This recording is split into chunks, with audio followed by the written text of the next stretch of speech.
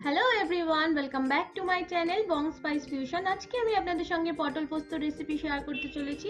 দেখতেই পাচ্ছেন আমি প্রথমে পটলগুলোকে ছুলে নিয়েছি এবং এরপর আমি সামান্য তেল দিয়ে পটলগুলোকে হালকা করে ভেজে নেব। ভাজার সময় আমি সামান্য নুন দেব। পটলগুলো ভাজা হলে আমি তুলে রাখবো। এবার আমি একটা মশলা বানিয়ে নেব। আমি এর মধ্যে 2.5 চামচ পোস্ত দিয়েছি, 2 চামচ সর্ষে, 1 ইঞ্চি মতো আদা এবং পরিমাণ মতো কাঁচা লঙ্কা। যে যেমন ঝাল খাবেন সেই অনুযায়ী কাঁচা লঙ্কা দেবেন। আর এবং সামান্য নুন দেবো যাতে সর্ষের জন্য এটা তিতো না হয়। এবার আমি পেস্টটা বানিয়ে নিলাম। এবার আমি কড়াইতে আবার সামান্য সর্ষের তেল দেবো এবং এর মধ্যে শুকনো লঙ্কা ও কালো জিরা ফোড়ন দেবো।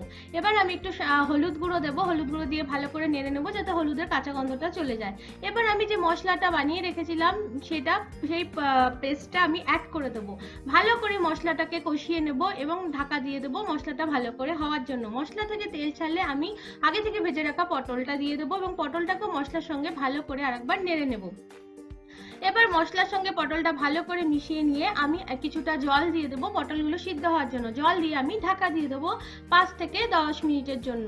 এবার ঢাকা খুলে আমি সামান্য নুন এবং সামান্য একটু চিনি দেবো। তাহলেই আমার তৈরি হয়ে যাবে পটল পোস্ত। গরম গরম ভাতের সঙ্গে পরিবেশন করবেন, অসাধারণ লাগবে। আমার রেসিপি ভালো লাগলে লাইক, কমেন্ট, শেয়ার করে পাশে থাকবেন। ধন্যবাদ।